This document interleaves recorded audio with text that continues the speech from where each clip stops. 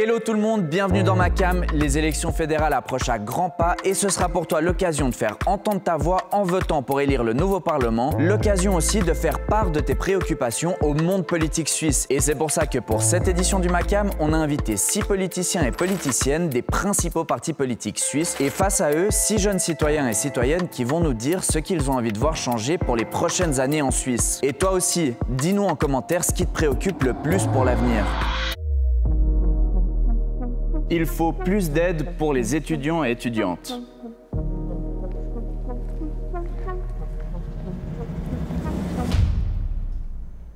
Alors moi, une des questions que j'aimerais vous poser, c'est en fait très concrètement, les taxes estudiantines ou le montant qu'on paye par semestre est plutôt bas suivant à quel pays on compare. La vie, le coût de la vie le coût de la vie dans sa globalité en Suisse est plutôt cher et a considérablement augmenté.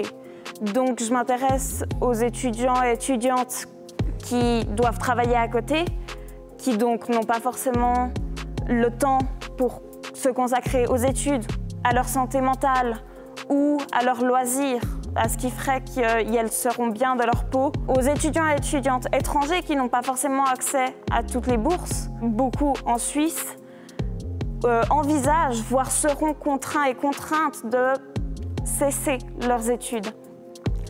Quel avenir on pourrait leur offrir? Quelles propositions on a pour elles et eux? Aider tous les étudiants, c'est pas forcément nécessaire parce qu'il n'y a pas tous les étudiants qui ont besoin de ces aides. Ça peut être des aides arrosoirs. Par exemple, je crois que l'Université de Genève a subventionné tous les plats pour tous les étudiants. Et ça, au Jeune PLR, on est contre parce que c'est des aides qui ne sont pas ciblées. Et puis après, le coût, il faut bien payer ces aides-là. Et le coût se répercute notamment sur ceux qui payent des impôts et qui subissent aussi l'augmentation du coût de la vie. Et à mon avis, il y a deux choses qui pèsent super lourd sur les budgets des étudiants et étudiantes. C'est 1, les loyers et 2, l'assurance maladie. C'est énorme ce qu'on paye comme assurance maladie et ça aussi, on peut le changer. La première étape à faire, malheureusement, c'est pas suffisant, mais c'est déjà de dire les primes de maladie, elles ne doivent pas dépasser 10% de notre revenu disponible. Il y a une initiative du PS pour ça au niveau fédéral. Et de cette manière-là, on limiterait aussi les coûts. Et au-delà de ça, bien sûr, on peut réfléchir à d'autres solutions, comme par exemple celle d'un revenu étudiant qui permettrait de garantir à toutes et tous un revenu pendant leurs études et ne les forcerait pas de travailler à côté parfois à 100%, et ce qui rend bien sûr les études super compliquées. Mais ce serait financé comment? Par exemple, en imposant les ultra-riches en Suisse. Ah. On sait que ouais. C'est pas si rigolo que ça quand on sait qu'on vit dans un pays super inégalitaire où il y a 1% de la population qui possède 44% des richesses. Moi, ça me fait pas tellement rire. Il génère des emplois, quand même. Rien du tout. Une autre mesure qu'on pourrait mettre en place, c'est une baisse du prix des transports, notamment du train. Parce que justement, lorsqu'on doit se déplacer pour aller faire ses études, pour aller, par exemple, lorsqu'on est valaisan et qu'on doit aller à l'université à Genève, eh bien, des fois, ça peut faire exploser le budget simplement de devoir payer les CFF. Donc ça, je pense que c'est aussi une mesure qui, contrairement à ce qui a été dit par rapport aux bourses, est une mesure qui peut se faire au niveau de la Confédération et on doit se diriger vers cela. Pour moi, la définition d'un étudiant, pour moi, c'est une personne qui fait des études pour plus tard avoir un métier. Si elle fait des études, elle doit obligatoirement payer ses études, mais elle reçoit rien en retour. Jusqu'à là, on est d'accord, je pense. Je veux dire, tu vas t'asseoir sur un banc d'école, tu vas pas recevoir de l'argent parce que tu es sur le banc de l'école. Voilà. Vous avez déjà beaucoup de subventions qui sont faites pour ça. Par exemple, un étudiant qui part à l'armée, il touche aussi des subventions. Et moi, je vois pas ce qu'il faudrait changer là-dedans. Voilà. Là, ce que tu es en train de décrire, c'est en fait l'accès aux études, ou aux études tout simplement, uniquement aux personnes qui ont les moyens. Donc c'est clairement un système de formation qui est totalement inégalitaire. Les étudiants et les étudiantes, ils font quand même partie des personnes qui sont le plus touchées par la précarité avec les personnes âgées et avec les familles monoparentales en Suisse. C'est un fait. Et les étudiantes et les étudiants, il faut clairement les aider plus, on en a besoin, avec un système de bourse harmonisé, avec un système de bourse qui soit aussi indexé effectivement à la hausse de l'inflation, Et puis, faciliter aussi les démarches administratives, parce qu'actuellement, on a des étudiants et des étudiantes, en tout cas c'est le cas à Neuchâtel, qui demandent des bourses et qui doivent faire des pieds et des mains pour les obtenir, alors qu'ils remplissent clairement les conditions. Ce qui a été avancé par l'UDC, c'est quand même assez étrange, et je rejoins entièrement ce qui a été dit.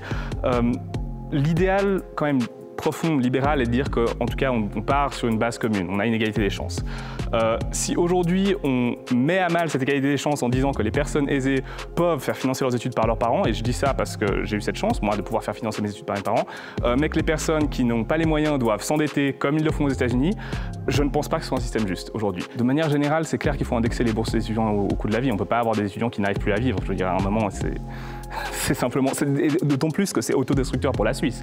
D'une manière générale, c'est des personnes dans lesquelles on investit et qui vont produire pour notre pays, qui vont produire pour tout le monde. Donc c'est tellement quelque chose de négatif que de ne pas investir dedans.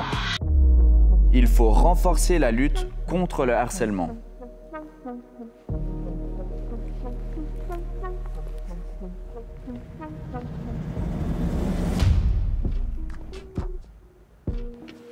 Alors, bonjour, je m'appelle Nida Eramenajmi, je suis plus connue sous le nom de Nidonit. Je suis illustratrice, pas mal sur les réseaux, mais je fais aussi pas mal de projets avec plusieurs cantons.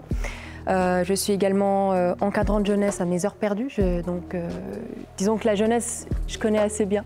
Je les ai pas mal accompagnés, que ce soit à travers les illustrations ou les activités.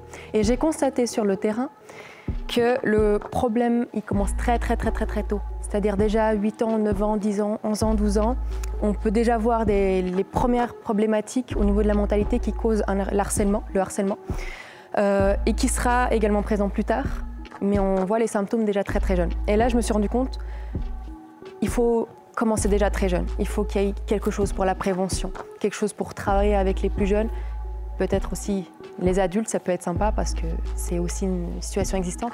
Le harcèlement, il peut exister au niveau de harcèlement sexuel, mais aussi un harcèlement d'une autre forme, tout simplement du harcèlement. Et on voit de part et d'autre en Suisse assez régulièrement des jeunes mettre fin à leur vie ou bien avoir leur santé mentale très impactée. Donc au final, moi, je me suis posé la question, qu'est-ce qui est mis en place au niveau pour la jeunesse? Qu'est-ce qui peut être fait? Et quel est le level de priorité selon vous? Je pense effectivement qu'il faut mettre plus de prévention, plus de répression aussi. Je pense qu'on est sur la bonne voie, typiquement des personnes de confiance ou pouvoir permettre aussi un lien pour pouvoir aller expliquer la situation. Je pense que c'est très important. Sur le cadre juridique, effectivement, il n'y a pas de normes sur le harcèlement actuellement. Néanmoins, on peut quand même passer par d'autres normes pénales notamment. Les lésions corporelles simples, les menaces, les contraintes. Donc ça peut être protégé par le droit pénal, pas dans tous les cas.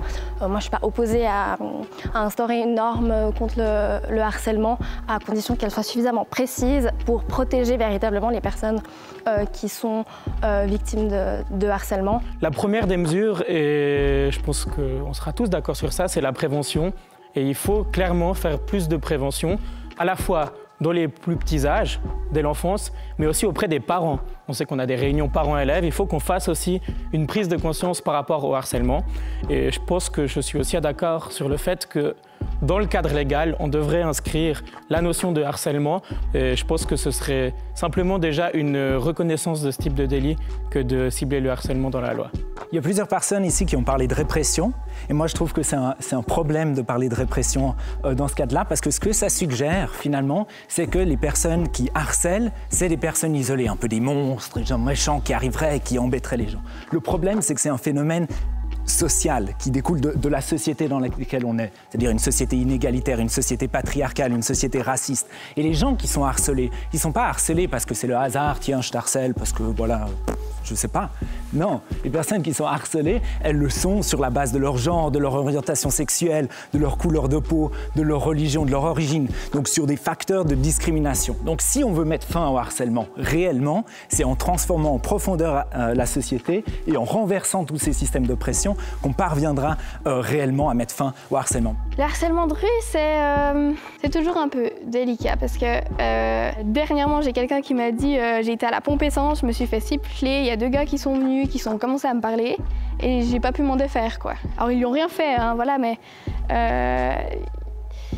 on peut faire quoi contre ça, à part faire une dénonciation à la police et porter plainte? Je veux dire, c'était une femme, elle peut faire quoi? Elle peut pas, elle était juste à la pompe à essence. Donc, à un moment donné, il n'y a pas des moyens non plus, on peut pas...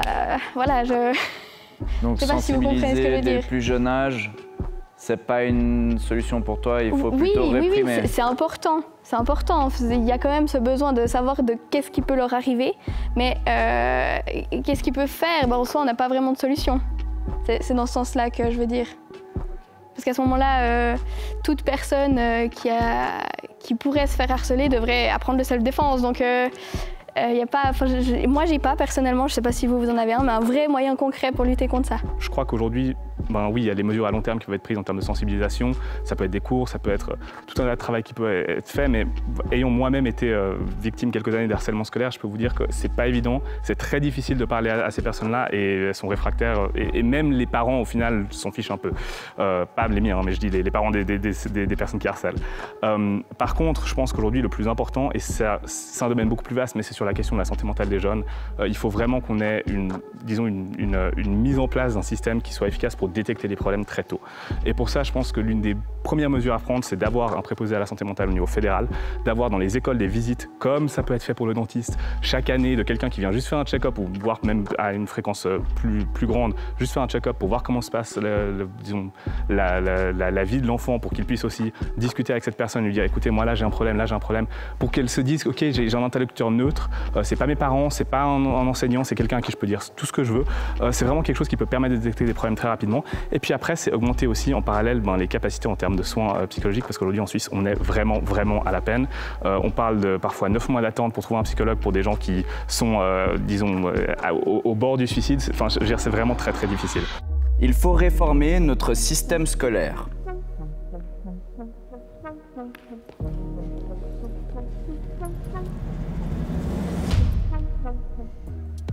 Le système scolaire actuellement, il est plus adapté à la réalité et il n'est pas du tout adapté pour préparer les élèves à devenir des citoyens. C'est-à-dire, ne serait-ce que qu'est-ce qu'une élection, comment on vote, comment je me débrouille pour payer mes factures, comment je me débrouille dans la vie pour demander des aides si j'en ai besoin. Toutes ces choses-là, on en a besoin et c'est pas ce qu'on apprend à l'école actuellement, malheureusement. Effectivement, à mon sens, il faut une réforme de l'école. Je suis pas allée jusqu'au bout et en fait, j'étais extrêmement rassurée quand tu as parlé parce que je me suis rendu compte qu'en fait, tu parlais aussi du fait que l'école, elle doit nous permettre de devenir des citoyens et des citoyennes.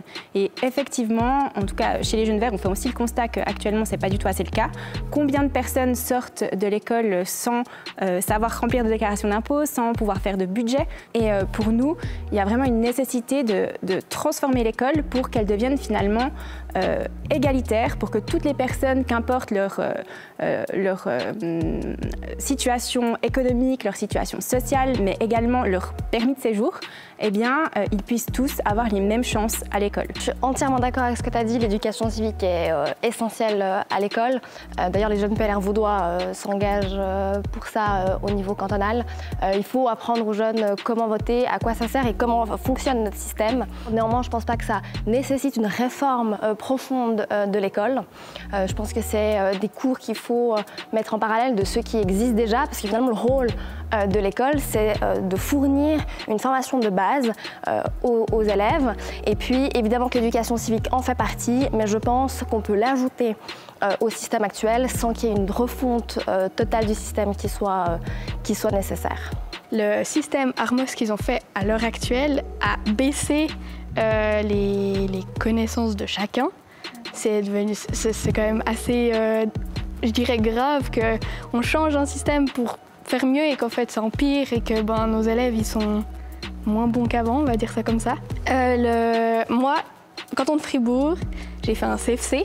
Au CFC, sincèrement, j'ai appris tout ce dont j'avais besoin parce qu'on a le CG. Ça m'a beaucoup aidé et je trouve que c'est très bien. Et si c'est pas le cas dans les autres cantons, ça devrait être fait exactement comme ça. Il faut instaurer une majorité numérique.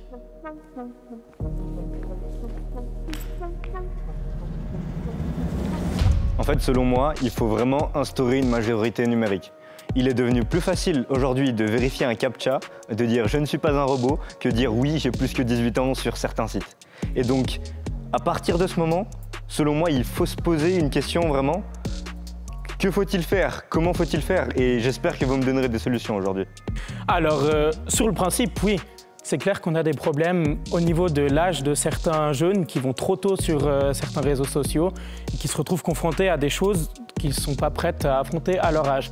Maintenant, toute la question qu'on doit se poser, c'est quelle est l'efficacité d'une telle mesure? Parce que, et ça a notamment été le débat en France à l'Assemblée nationale française, où on a instauré une majorité numérique à 15 ans, mais où on a simplement dit en fait qu'on a été incapable de trouver un moyen technique pour réellement avoir un contrôle efficace de l'âge des utilisateurs sur ces réseaux-là. Et donc finalement, on a donné aux entreprises des réseaux sociaux la charge de trouver une solution technique parce qu'en fait, concrètement, c'est inapplicable. Alors sur le principe, oui, c'est peut-être une bonne idée de mettre une majorité numérique symboliquement, mais il y a d'autres mesures plus importantes à mettre en place. C'est l'éducation numérique pour les enfants, et aussi, et surtout, j'ai presque envie de dire, l'éducation numérique pour les parents. Oui, moi je suis entièrement d'accord avec ce que tu dis, parce qu'une majorité numérique, à mon avis, ce serait contre-productif. D'ailleurs, il y a beaucoup d'études qui le montrent. Hein. Si on fixe une majorité numérique, par exemple, à 13 ans, comme le font certains pays, une grande majorité des enfants de 11-12 ans sont quand même sur les réseaux sociaux. Je pense qu'il faut effectivement responsabiliser les parents aussi face à leurs enfants et à l'utilisation qu'ils peuvent avoir des réseaux sociaux. Les enfants ont un droit à l'image, il ne faut pas l'oublier. Et puis il faut aussi tendre vers l'idéal, c'est, disons, de développer l'esprit critique des enfants pour qu'ils se rendent compte que ce qu'ils voient sur les réseaux sociaux n'est pas forcément tout juste et qu'ils puissent eux-mêmes faire l'analyse de ce qui est juste ou pas. Moi, je suis assez favorable à ce principe parce qu'on a maintenant une grosse problématique effectivement avec les réseaux sociaux. On a des jeunes qui ont une réalité qui est totalement en fait distordue par rapport à ce qu'elle devrait l'être. En raison de ce qu'ils voient sur les réseaux sociaux, on a aussi des problèmes de harcèlement, des contenus qu'on ne devrait absolument pas voir à un certain âge. Et pour moi, cette mesure d'une majorité numérique, elle permet de protéger les jeunes en fixant un cadre fort, mais il est clair que par contre, ça doit être accompagné avec des mesures de prévention. Il faut donner plus d'argent à la culture.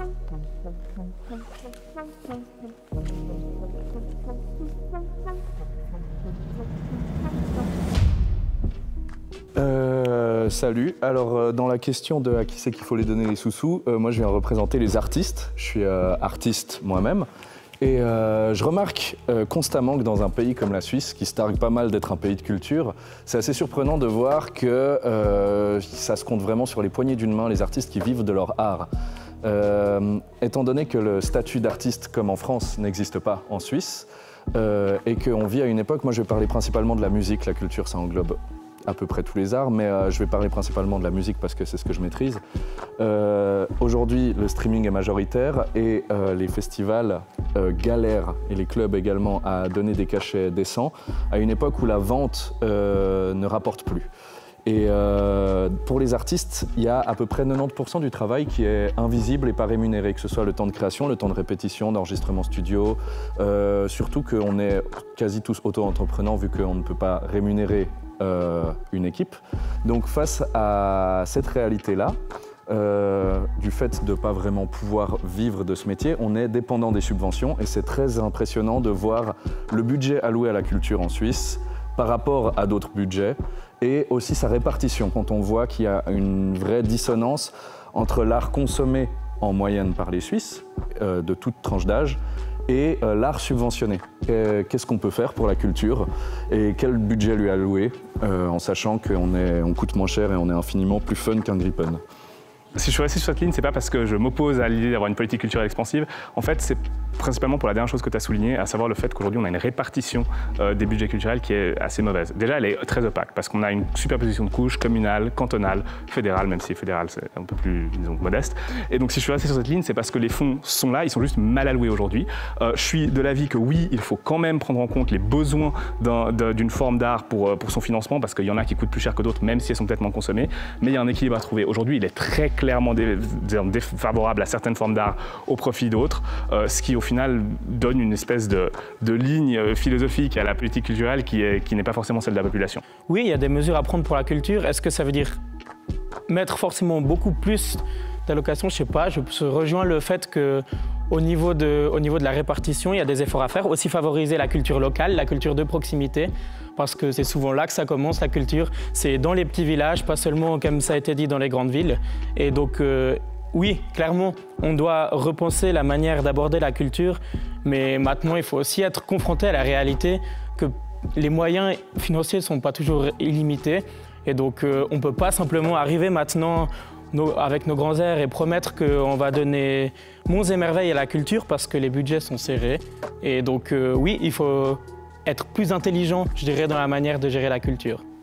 Déjà, pour moi, la culture, c'est plus qu'un divertissement. La culture, ça lie les gens. La culture, elle permet aussi d'éclairer des problématiques d'une manière différente. Elle informe aussi. Et tu en as parlé, effectivement, on a un problème en Suisse, c'est qu'on a passablement de personnes, en fait, qui ne peuvent pas vivre en tant qu'artistes. Donc, je suis d'accord avec toi. Il faut effectivement créer un statut légal pour les artistes, leur permettre de cotiser et pas d'avoir un statut d'indépendant qui est extrêmement précaire dans le milieu de la culture, un système de retraite aussi, vraiment leur permettre de vivre de leur art. On a besoin d'une culture qui soit proche des gens. Et je pense que ça englobe trois choses. Ça englobe proche physiquement des gens, dans le sens où il faut pas seulement une culture qui soit dans les grandes villes, dans les centres-villes, mais une culture qui soit partout. La culture, elle doit être aussi pensée quand on construit des nouveaux quartiers, qu'il y ait des lieux culturels dans ces quartiers. Elle doit être proche des gens dans le sens accessible financièrement. Tu l'as dit, pour beaucoup de gens, c'est cher la culture, alors qu'en vrai, c'est hyper important dans notre quotidien. Et le dernier truc, c'est proche des gens dans le sens correspondre à ses besoins. Et là, on rejoint un peu quel type de culture est aujourd'hui soutenue. C'est-à-dire qu'il y a beaucoup de formes de culture qui aujourd'hui ne reçoivent pas un soutien adéquat. Et du coup, il y a beaucoup de personnes qui ne se retrouvent pas avec une offre culturelle qui correspond réellement à ce qu'elles aimeraient voir. Le climat doit être la priorité politique numéro 1.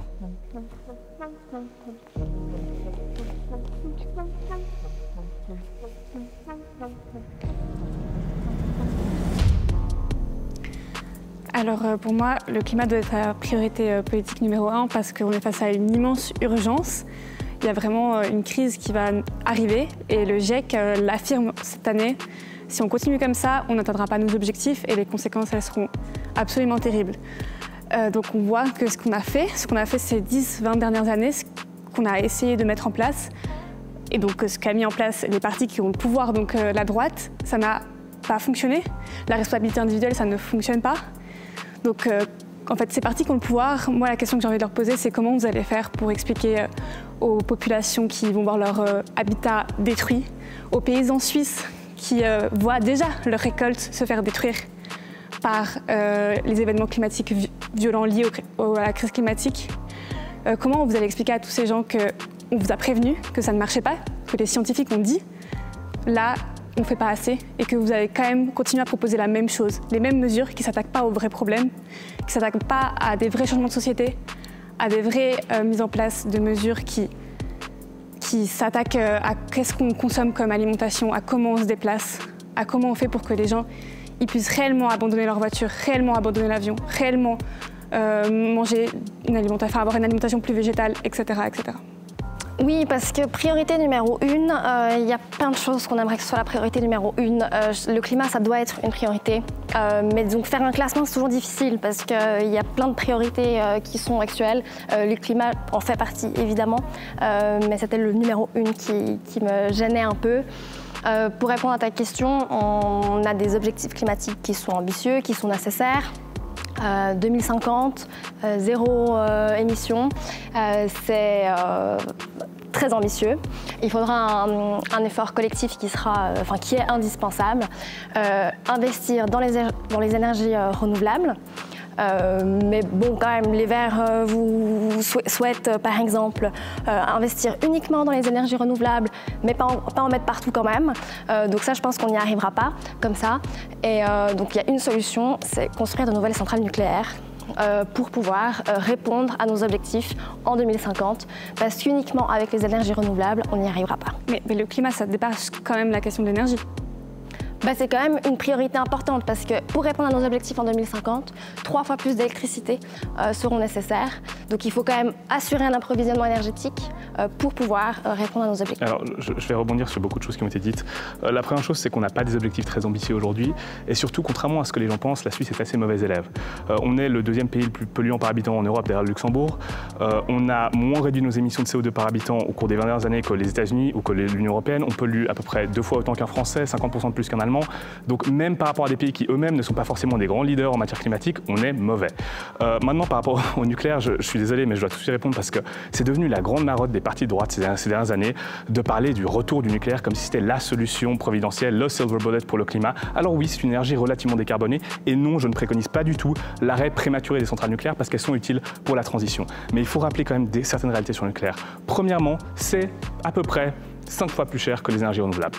Ce n'est pas une solution, disons, économiquement viable et je ne comprends pas pourquoi des partis qui se prétendent, disons, proches de l'économie défendent cette solution-là. Même les patrons de gérants électriques qui eux-mêmes gèrent des centrales nucléaires, comme Axpo disent, le nucléaire et les nouvelles centrales ne sont pas la solution, c'est peut-être qu'il faut se tourner vers les énergies renouvelables qui peuvent être déployées rapidement et à moindre coût. Il y a eu une initiative sur les pesticides. Super l'idée, ok, on arrête les pesticides, c'est génial. Moi je suis d'accord, on mange moins de pesticides parce que elle est dans l'eau, elle est dans l'herbe que les vaches vont manger, elle est dans le steak qu'on va manger, entièrement d'accord. Mais on ne peut pas arrêter les pesticides. Scientifiquement, on ne peut pas. Je vous le dis parce que j'ai eu des experts qui sont venus vers moi et qui m'ont expliqué la situation. Ce qu'on peut faire, par contre, c'est les réduire. Le paysan peut être informé de savoir cette année dans mon pré, en raison que j'ai le ruisseau à côté, je peux mettre ça, ça, ça, et je n'aurai pas d'impact à la suite. C'est ça qu'il faut faire à l'actuel. On ne peut pas supprimer les pesticides. Ça fait des années que c'est là. On ne peut pas dire stop. C'est comme pour les véhicules à essence. Vous ne pouvez pas dire stop. Vous avez dû dire on ne pourra plus en acheter des neufs, mais vous ne pouvez pas dire stop parce que ça ne marche pas. Mais une mesure qui fonctionne, c'est quand même de renforcer les transports publics et les rendre plus accessibles, donc moins chers, voire gratuits. Et ça, l'UDC, vous êtes contre. Tu veux faire comment? C'est une entreprise privée. Les CFF, les TPF par exemple pour chez moi, c'est privé. Donc moi je ne vais pas obliger une entreprise qui travaille. Tu peux la subventionner. La gratuité n'existe pas et voilà. Le tribunal fédéral il dit que c'était anticonstitutionnel. Et puis l'argent, c'est toujours la même question. Une constitution, ça change vraiment. Et puis il y a toujours la question de l'argent. Donc l'argent c'est moins important que sauver le climat? Non.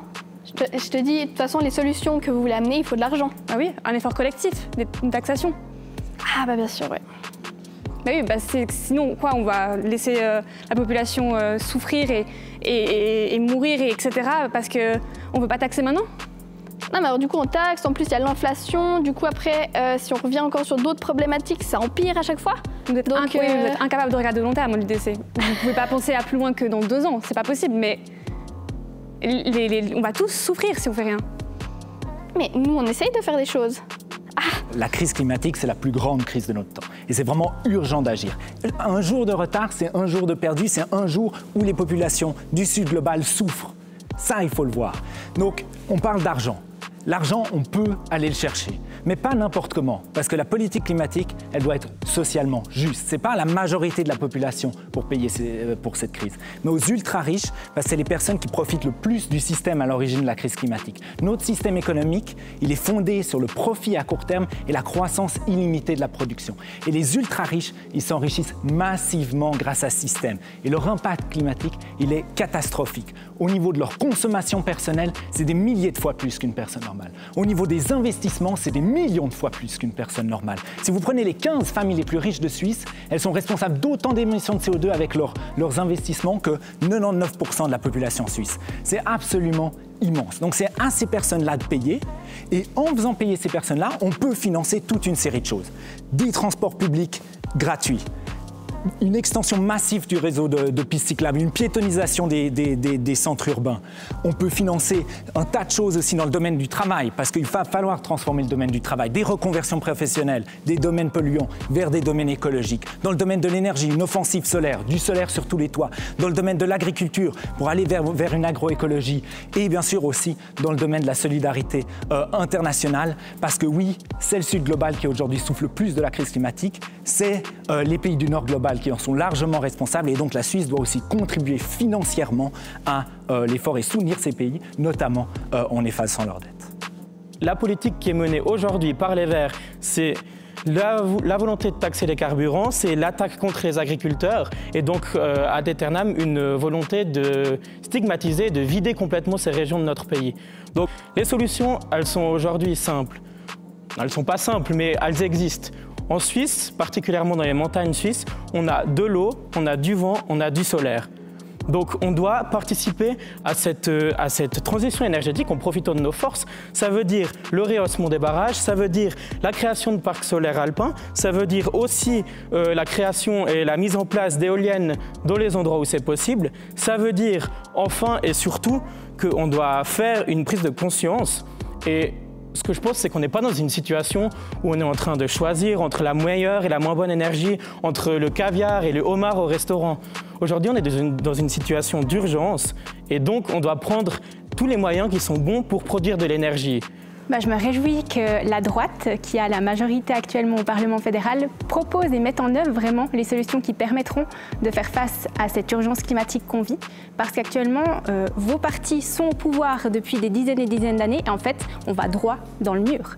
La Suisse, elle dépasse 4 des 9 limites planétaires. C'est pour ça que la question de mesures en faveur du climat et de l'environnement aussi, ça doit être la priorité numéro 1. Parce qu'en fait, on a de plus en plus de catastrophes naturelles en Suisse. Je l'ai eu dans mon canton, à la Chaux-de-Fonds par exemple. Ces catastrophes, elles vont continuer, elles vont augmenter. Mais qu'est-ce qu'on va faire? Le coût de l'inaction, il est beaucoup plus grand que celui de l'action. Si les Verts s'opposent à la construction de panneaux solaires, de centrales photovoltaïques sur des milieux naturels, c'est pas nécessairement pour protéger le paysage, c'est avant tout pour protéger la biodiversité. Parce qu'en Suisse aussi, on a une énorme problématique au niveau de la sauvegarde de la biodiversité qui est en péril. On fait face à une extinction de masse des espèces et des milieux naturels. La moitié des milieux naturels en Suisse sont en danger. Donc je trouve vraiment pas ça drôle, personnellement, je m'en inquiéterais. Et puis, on a des toits, on a des constructions, on a des façades qui peuvent être recouvertes de panneaux photovoltaïques. Et il est clairement démontré qu'on a les surfaces nécessaires pour produire suffisamment d'énergie et d'électricité en Suisse.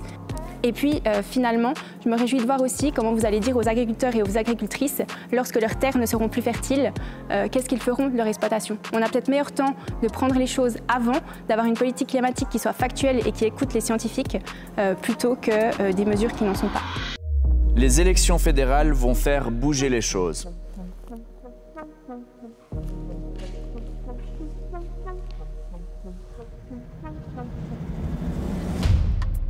Pour moi, non, pas des questions qu'on a dit, en tout cas pas des questions qu'on a posées. La politique telle qu'elle est, surtout vu les réponses que j'ai entendues, où on dit non, en même temps on dit oui, on dit peut-être, on dit oui mais c'est un peu compliqué, on dit où est-ce qu'on va trouver l'argent. Surtout de ce qu'on a entendu, pour moi ça ne va rien changer. Pour moi la politique telle qu'on la pratique nous a trahis d'une certaine manière ou ne marche plus. J'aimerais dire que l'espoir fait vivre. Je m'attends à des choses, mais je ne sais pas si elles vont être faites. Comment vous dire que les personnes qui se présentent, même les personnes se présentant comme jeunes, ne sont pas vraiment de ma génération. Donc on verra si elles me comprennent, si elles nous comprennent. On est souvent en retard, mais j'ai l'impression que les choses se font. Donc je me mets là parce que je pense que alors les prochaines élections ou votes vont pas tout changer. Ils vont faire un micro-changement. Et je pense qu'après micro changement, à un moment, on aura des meilleurs changements. C'est pour ça que je me mets là, c'est parce que je connais comment c'est. Et dans l'immédiat, je ne pense pas qu'on a la possibilité de faire quelque chose de direct et d'incroyable, mais des micro-changements, c'est possible et c'est pour ça que je me mets là. C'est frustrant, mais c'est comme ça.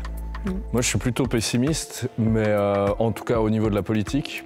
Puis je pense qu'en tant que musicien, ça fait des années que les politiciens ils nous volent notre métier en nous jouant de la flûte. Donc c'est à nous de voler leur métier en changeant le monde nous-mêmes.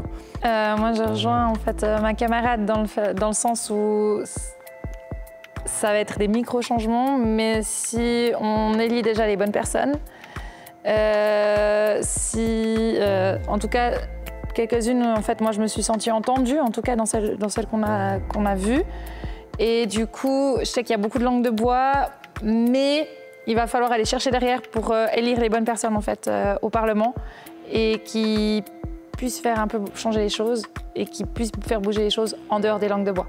Mais je pense qu'on peut le faire. Clara, quand je t'ai appelé au téléphone, tu m'as dit un mot qui va assez marquer. Tu m'as dit « je suis déprimé de la situation actuelle ». Ça t'a remonté le moral d'entendre les réponses des politiciens et politiciennes qui étaient là ce soir?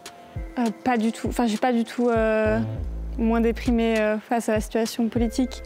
Je pense qu'actuellement, il n'y a déjà pas tous les habitants de la Suisse qui ont le droit de vote. Il y a pas... Et ceux qui ont le droit de vote, il y en a énormément qui ne l'utilisent pas. Il n'y a qu'une minorité qui vote. Et puis les signaux actuels, ils montrent que ça va être la même chose, ces élections-là. Et donc, c'est une minorité qui choisit et qui choisit pas des politiciens qui œuvrent pour la population. Ils sont hyper influencés par les lobbies. Les lobbies, ils sont partout au Parlement. Donc, à part s'il y a une immense mobilisation des gens et que tout le monde va voter et vote pour des personnes intègres, pour moi, il n'y a pas d'espoir. Je ne sais pas si quelqu'un a quelque chose d'extrêmement urgent à ajouter. Allez voter. Allez voter. Ouais, go.